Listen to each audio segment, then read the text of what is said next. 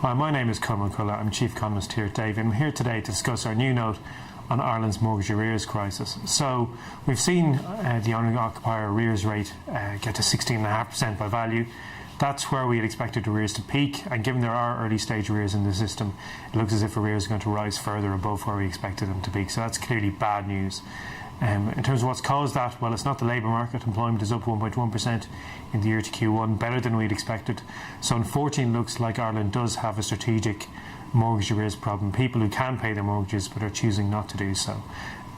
That's probably because of the Central Bank's Code of Conduct on mortgage arrears.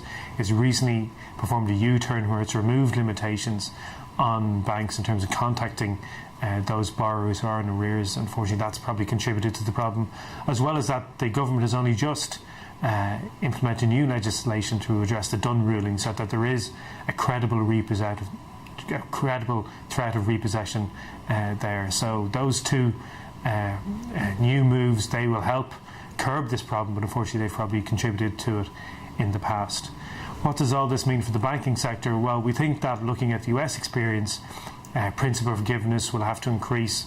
Banks will have to write down debt and give people relief there, but we'll also have to see higher repossessions. That's just an unfortunate implication of the arrears crisis that we have. As well as that, we think that looking at the US experience, we should see the central bank move to a more punitive provisioning guidance structure where they incentivise Irish banks to work through their problem loans at a sharper pace.